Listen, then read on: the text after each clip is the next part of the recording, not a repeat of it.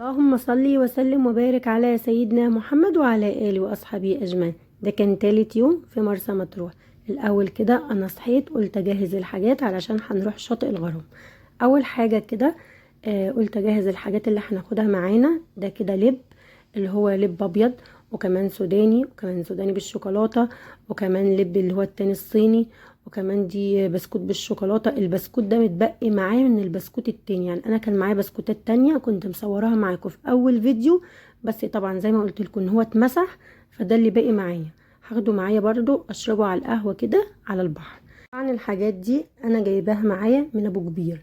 جايبه لب صيني، وكمان لب ابيض، وكمان سوداني بالشوكولاته، وسوداني التاني المملح، وكمان جايبه مقرمشات، وكمان جايبه بسكوت بالشوكولاته، وكمان جايبه بن، وكمان البسكوت التاني ده بالعجوه جايباه من ابو كبير برضو.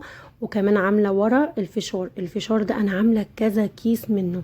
انتوا شفتوا في الاول كده في اول فيديو نزل كان في فشار تاني برضو ده غير ده، وكان في مقرمشات غير دي برضو، وكان في لب سوداني، وكان في فشار. كان في حاجات كتير طبعا زي ما قلت لكم مارشميلو، بس طبعا الفيديو اتمسح فنزلته معاكم صور كده من بره، كده كان باين من بره، بس والله كنت مصوره معاكم فيديو بس اتمسح. طبعا القهوه انا هعمل قهوه واخدها معايا على البحر. اول حاجه صحيت اعملها الاول اجهزها هي الحاجات دي، وكمان معايا زبادو لسه مش شربنا الزبادو علشان جينا طلعنا بره امبارح على طول، هاخد معاهم زبادو نشربه على البحر عشان شربنا بيبسيات وحاجات مع الاكل وكده، وطلعنا بره واكلنا ايس كريم، واكلنا طبعا السوشي والحاجات دي بره، فطبعا ما كانش في مكان ان الواحد يشرب الزبادو، فهاخد الزبادو معايا وهعمل قهوه. هحط القهوه على النار، البس هتكون القهوه خلصت. وبعد السوبر جيت بيبقى مستنينا قدام البيت بالظبط اللي هو البرج الساعه 8 يطلع بينا، بيبقى مستنينا حوالي 3 كده ياخدوا الافراد حبه حبه كده، اللي بينزل الاول يركب الاول ويمشي. فطبعا بيكون ماشي بينا الساعة 8. ده شاطئ الغرام، سعر الدخول للفرد 100 جنيه. ايتن دخلت ب100 جنيه، احنا برضو ب100 جنيه زينا زيها، يعني مفيش عشان اطفال لا، كله دفع 100 جنيه. سعر الفرد 100 جنيه طبعا، وبتاخدي كراسي وبتاخدي شمسية وكل حاجة. ده بقى عند الصخرة من ورا كده، رحت اصور لكم عند الصخرة بتاعت ليلى مراد من ورا، وعند الصخور هي رخمة، بس ان انتي وانتي بتعديها رخمة جدا، يعني ممكن تقع في الارض، بالذات الاطفال. ورا بقى مكان الصخور كده وانتي واقفة، يعني ممكن لو المية عملتك وقعتي في الأرض انسي بقى، ممكن تشدك. دي الصخرة اللي ليلى مراد غنت عندها، طبعا احنا كنا في وشها على طول مش رحنا هناك، لأنها هناك أصلا ما عادش ينفع ان انتي تدخلي لها، يعني بتبقى رخمة وصعبة وكده. زي ما انتوا شايفين احنا في وشها وبنتصور عند الصخور، وتصورنا عند المية دي. كانت بصراحة شكل المية تحفة، بس عيبها ان انا زي ما قلت لك كنتي واقفة، ممكن بس المية لو خبطتك كده تقعي في ثواني. رجعنا بقى عند الشط تاني اللي هو شط الغرام برضو، الناحية التانية عنده تصوير فقط لغير، مفيش نزول. هنا بقى نزول. طبعا هنا ممكن تنزلي، وفي الوش برضو ممكن تنزلي، في 2 شاطئ هناك، يعني ده الشاطئ ده واللي في وشه الناحية التانية. بس الناحية التانية اهدى من دي كمان، بس دي كانت جميلة والمية صافية وحلوة وتحفة. بس عايزة اقول لكم ان الشاطئ حلو وكل حاجة، بس بصراحة اللي عجبني الاكتر الابيض. الابيض ميته تحفة بصراحة، هي دي حلوة وكل حاجة بس الابيض احلى. بس دي حلاوتها في حاجة ان المية اهدى، ان الابيض الموجة اعلى، يعني لما كنا بننزل البحر الموجة اعلى هناك، انما دي الموجة اهدى، بس في موجة هنا برضو. وعيب هنا البحر على فكرة بيشد لورا، يعني وانا في المية البحر كان بيشدني، المية بتشدني لورا. بصوا الجمال، لونين في المية، لون هناك ولون هنا. طبعا زي ما انتوا شفتوا ايتن كانت واقفة، كنت بشتري لها عوامة. العوامة دي انا لسه شاريها لها دلوقتي اهو. كانت الواحدة مش عارفة كانت عاملة 120 جنيه، انا كنت عايزة اجيبها لها اكبر من كده، بس الراجل قال لي كده حلوة علشان طبعا تكون ماسكة عليها مش تضايقها وتنزل منها، وممكن لو كانت واسعة عليها ممكن تغرقها. اهو دي حتة تانية عند الصخور برضو، علشان لقطة البحر اتبدلت وجات الاول، فطبعا اتبدلت في المونتاج. ده بقى زي ما قلت لكم ان انا جبت لها العوامه ب 120 جنيه من على الشاطئ، والراجل قال لي خديها تكون مظبوط علشان مش تغرق. دلوقتي بقى احنا مروحين، عايزه اقول لكم ان الشواطئ مردومه، يعني واحنا جايين كانت الساعه 8 ونص اول ما جينا، كانت مش مليانه، دلوقتي بقت مردومه. الشاطئ ده واخد كميه ناس وصيت مش عايزه اقول لكم، رغم ان سبحان الله الأبيض عجبني اكتر، بس ده واخد صيت رهيب علشان طبعا اسمه شاطئ الغرام اللي غنت فيه ليلى مراد. دلوقتي بقى احنا مروحين، هنروح ونطلب اكل ويجي لنا ديليفري. طبعا انا بعمل سيرش قبل ما اروح اصيف في المكان اللي انا هروح فيه، واعرف ايه احلى المطاعم وايه احلى الاكلات. فطبعا عرفت ان عم جبر رقم 1 في مرسى مطروح، فطلبنا منه فطير وقلنا نجرب. طلبنا 5 فطيرات، 2 لحمة مفرومة و3 فاهيتا فراخ. كانت تحفة بصراحة وبتلكم وبتشبع، والله ما قدرنا نكملها. يعني احنا 5 افراد طلبنا 5 وحدات، والله ما قدرنا نكملهم. اكلنا منهم في الغدا واتبقى كمان، والله اكلنا منهم في العشاء، لانها ما شاء الله الفطيرة كبيرة خالص وبتلكم محشية ومليانة. اللي باللحمة المفرومة دي مليانة، واللي بالفراخ دي مليانة. وطبعا واحنا بناكلهم شربنا معاهم بيبسي، وكمان بيجي معاهم صوصات وبيجي معاهم كاتشب. بصوا بس كانت طعمها تحفة، بس زي ما قلتلكوا بتلكم. تعالوا بقى، اكلنا وخلصنا ولبسنا، هنخرج بالليل. الساعة 8 بنبقى واقفين قدام البيت علشان نروح القرية البدوية. القرية البدوية دي فيها قاعدة لو عايزة تاكلي فيها، فيها حفلات، فيها كهف الملح، فيها حاجات كتير. انا دخلت كهف الملح ودخلت القرية البدوية. بصي لو عايزة تروحي كهف الملح بس لوحده كده متهيألي كان ب175، لو عايزة تروحي القرية البدوية لوحدها ب75. انا كنت عايزة اروح الاتنين علشان اجربهم. الاتنين لو هتروحيهم مع بعض ب200 جنيه. طبعا كهف الملح موجود في القرية البدوية، فانا دفعت 200 جنيه، الاطفال برضو هكذا 200 جنيه. يعني انا 200 عادي، ايتن بنتي الصغيرة 200، يعني كله بيدفع 200، كل فرد بيدفع 200، ايتن تدفع 200، انا 200، غيري 200، كل فرد 200. تعالوا بقى الاول كده، جبت لكم جولة في القرية البدوية من بره، وريت لكم شوية حيوانات كده في القرية البدوية، وهوريكم القعدة العربي اللي هناك اللي في المطعم لو عايزة تاكلي هناك. وفي حاجات تماثيل وحاجات هناك كده، وكان في كيدز اريا برضو هناك، وكان في شوية حاجات فقرات بقى حفلات وكده. والله العظيم ما كان في وقت ان احنا ندخل حفلة. يعني انا اخدت لكم جولة هناك، وبعد كده رحت نازلة كهف الملح. كهف الملح بقعد فيه ساعة الا ربع، ساعة الا ربع بالظبط. ده غير بقى قعدت في الريسبشن ربع ساعة، يبقى كده ساعة علشان انتظر دوري، يبقى ساعة بالظبط في كهف الملح. انا الاول دخلت اخدت جولة كده في القرية البدوية، واخدت صور فيها وصورت لكم شوية حاجات. بعد كده دخلت ساعة في كهف الملح. بصوا انا ماشية في القرية كده، ماشية معاكم علشان اوريكم كل حاجة اكنكم معايا بالظبط. بصوا في هناك القعدة هناك ترد الروح، هوا تحفة. الاول حطيت اللايك ولا لسه؟ لو لسه مش حطيت اللايك اطلعي حطي اللايك ورجعي تاني كملي الفيديو. انا زعلانة على اول فيديو نزلته، المشاهدات فيه ضعيفة جدا جدا، مع اني والله بتعب في المونتاج وفي التصوير وفي كل حاجة، بس بحب انقل لكم كل التفاصيل. بس كده الواحد لو لقى المشاهدات ضعيفة مش هيصور فلوجات تاني بصراحة، لان المشاهدات ضعيفة جدا. يعني انا كنت متخيلة ان هي هتجيب مشاهدات اكتر من كده.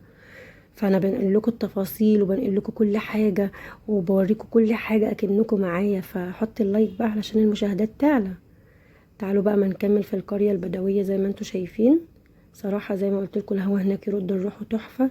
انا عايزة اقول لكم ان احنا مش نهضنا نعمل حاجة، يا دوب دخلنا القرية صورت لكم كل حاجة هناك، واخدنا شوية صور هناك، ودخلت كهف الملح ضيعت فيه حوالي ساعة بالظبط. فلقينا بيقولوا يلا، لاننا طبعا طالعين تبع شركة سياحية، فطبعا لازم نلتزم بالمواعيد وكلنا نطلع في وقت واحد ونرجع في وقت واحد. فطبعا يا دوبي زرت الحاجات دي وزرت التماثيل واخدت صور واتفرجنا على الحاجات اللي جوه. دخلنا كهف الملح، حتى الحفلة مش نهضنا ان احنا نحضر الحفلة، كنا لسه رايحين نحضر الحفلة قالوا لازم تدخلوا كهف الملح دلوقتي. فبصراحة مش حابين بقى ايه نضيع الوقت. بس دول حاجات كده اللي انا ايه صورتها لكم جوه. طبعا احنا مشينا من هناك ووصلنا البيت حوالي الساعة 1 وشوية. ايتن بقى وسعيد اتأجروا عجل وفضلوا يلعبوا بيه، وبعد كده قعدنا تحت البرج احنا والجيران كده، اتصاحبنا على بعض هناك وفضلنا قاعدين مع بعض، رغم ان ناس تانية طلعت تبع شركة سياحية تانية. يعني البرج ده في كذا شركة سياحية. اتصاحبنا على بعض وبقينا اهل مع بعض، وبقينا نقعد مع بعض قدام البرج. وبعد ما ركبوا العجل قعدنا مع بعض لحد الساعة 4. الساعة 4 بقى كان كل واحد طلع اتعشى كده ونام، فما صورتش معاكم العشاء لاني كنت تعبانة جدا. انا طلعت الساعة 4 الفجر، اتعشيت وغيرت هدومي ونمت، كانت بعد الساعة 5 الفجر. وطبعا عايزة اصحى الصبح، انا بنام هناك على فكرة حوالي ساعتين او 3 بالكتير، والله العظيم 3 اوقات ساعة ونص. المصيف ما بيكونش فيه نوم، فانا كنت بنام ساعة ونص ساعتين، اكتر حاجة 3 ساعات بالكتير، عشان المفروض ان انا الصبح اصحى علشان رايحين اليخت، واخر النهار هنروح اللي هي سفاري. فلازم اصحى بدري علشان البس والبس بنتي وافطر علشان نروح طبعا اليخت. طبعا زي ما انتوا شايفين انا واخدالكوا القرية البدوية مكان مكان علشان تعيشوا معايا اللحظة اكنكم معايا.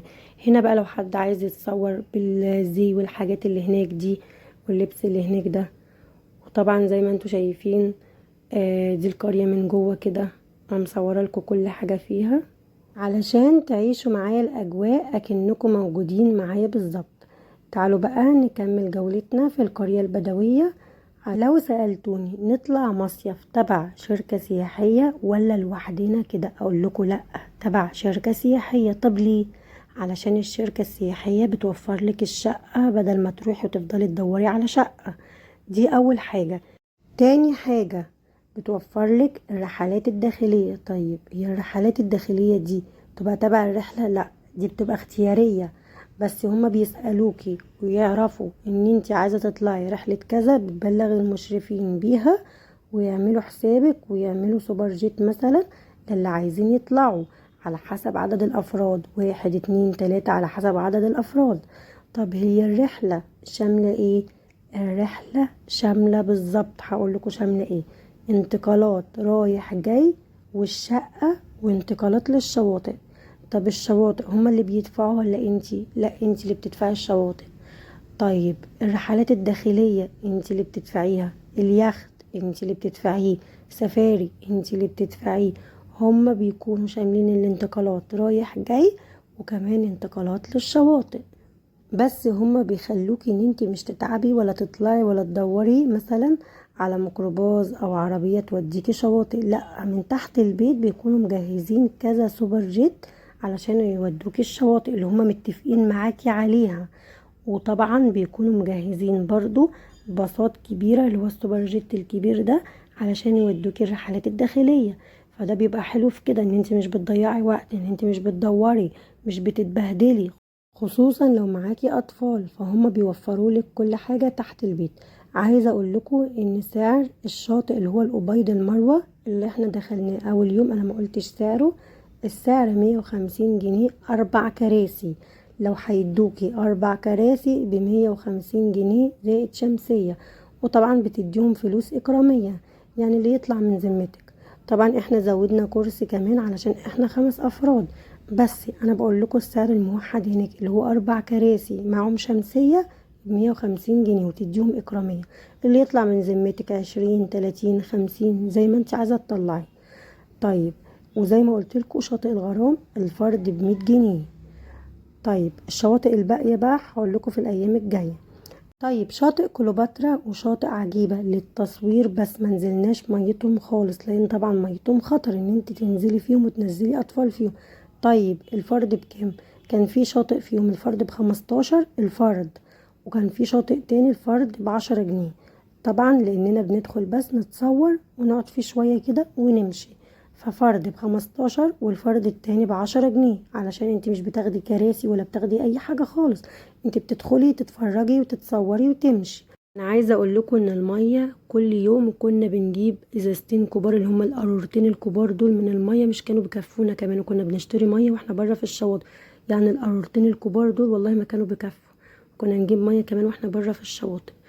وكمان عايزه اقول لكم ان تحت البيت السوبر ماركت كنا بننزل نجيب منه، وفي البرج اللي احنا فيه في الدور الارضي كانوا بيبيعوا برضو ازايز الميه اللي هي المعدنيه الكبيره دي، كنا بننزل نجيب برضو. طبعا البرج اللي احنا كنا فيه كان فيه اسانسير، فكان بالسهل خالص ان احنا ننزل ونطلع في ثواني.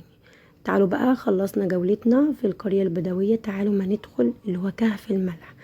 اصعب حاجة وانتي داخلة بعد ما تدخلي من الريسبشن كده، دي اصعب حاجة. طبعا اللي قدامكم ده الريسبشن. طبعا المكان كله مكيف جوه، ده الريسبشن، هنقعد فيه كده حوالي ربع ساعة، وبعد كده في الانتظار طبعا، وبعد كده هندخل على كهف الملح على طول.